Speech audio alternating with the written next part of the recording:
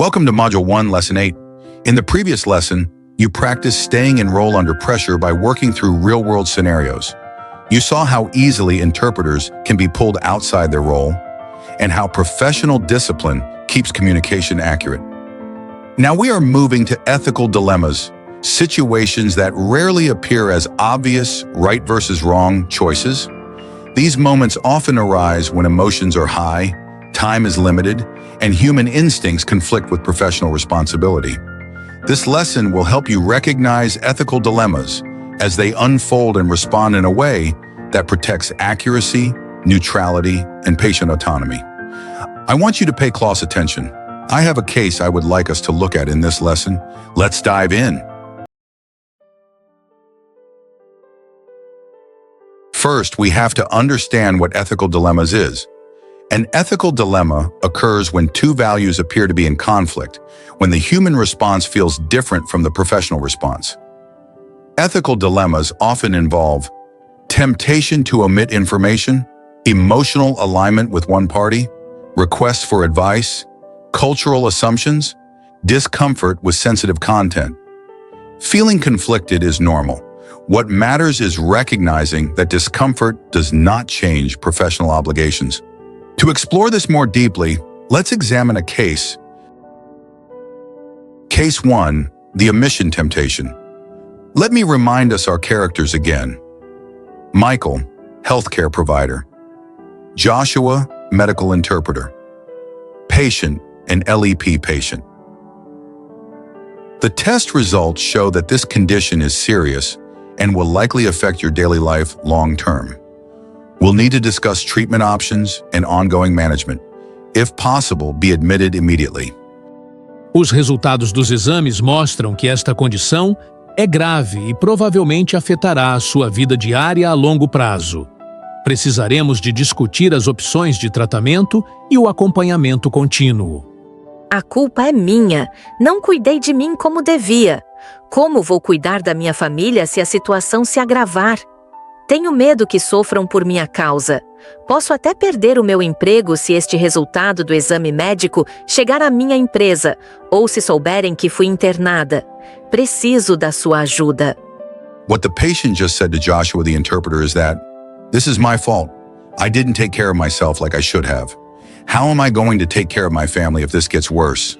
I'm afraid they'll suffer because of me. I might even lose my job if this medical result is sent to my company or heard I've been admitted. I need your help, even though I am in pain. I need to leave." Joshua, on the other hand, hesitates. The statement is deeply personal, emotionally raw, and difficult to interpret. Joshua knows that if he interprets it accurately, given the patient's level of pain, she will likely be admitted, placing her job and family at risk. For this case, let us look at the ethical dilemma. At this moment, Joshua considers omitting part of the patient's statement.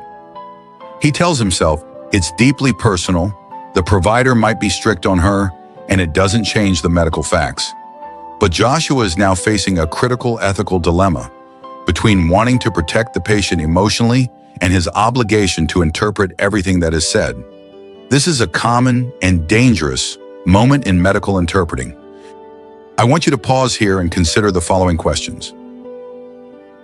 What ethical principles are involved?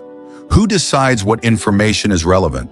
What are the potential consequences of omission? These are the questions that test professional integrity and define ethical medical interpreting. Now let's consider the ethical analysis. Principle 1, completeness is not optional. As established in earlier lessons, completeness requires interpreting everything that is said, including emotional and personal statements. Interpreters do not have the authority to decide what matters, what is too emotional, or what is unnecessary. Those decisions belong to the patient and the provider. Principle 2, omission alters, meaning, even when omitted information does not change medical facts, it changes the interaction. Omission can affect how a provider understands patient distress, whether support or counseling is offered, how trust is built. Omission alters meaning by shaping what others are allowed to understand. Principle 3. Emotional discomfort is not an ethical exception. Medical interpreting regularly involves fear, grief, anger, and shame. Feeling uncomfortable does not justify ethical deviation. Professional interpreters are expected to interpret emotional content accurately, not shield others from it. For this case, the correct professional response that is expected from a medical interpreter is to interpret the statement fully, without editing, summarizing, or softening. If Joshua feels overwhelmed, the appropriate time to address that is after the encounter, through professional support, not during interpretation. You're just a medium of communication. What if he had omitted? Now let's consider what might have happened if Joshua had chosen omission.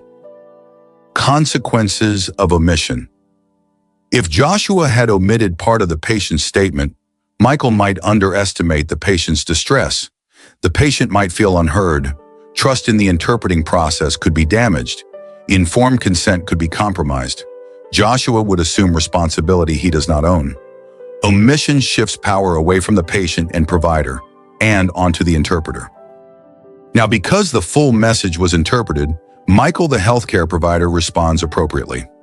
The healthcare provider may respond in a sympathetic manner. "I hear how afraid you are. This is a lot to take in. Let's slow down and talk about support options for you and your family." This outcome occurs only because the interpreter did not filter the message. The healthcare facility may offer services to support patients in situations like this, or have partnerships with other relevant organizations. If the message had been filtered or rephrased, the patient's access to these services could have been hindered. Accurate interpreting enables appropriate care. Filtering prevents it. Let's see the ethical self-awareness for interpreters. Ethical practice isn't just about knowing rules, it's about recognizing internal reactions. Feeling like, am I uncomfortable with this message? Am I tempted to protect someone? Am I about to decide what matters? Are not professional interpreter feelings. These feelings are warnings, not instructions to act. Before we end this lesson, I want you to reflect individually on these questions. Why do omission temptations arise more often in emotional situations? How does omission shift responsibility away from the provider? How does staying in role protect the interpreter legally and ethically? What strategies can help manage emotional discomfort after encounters?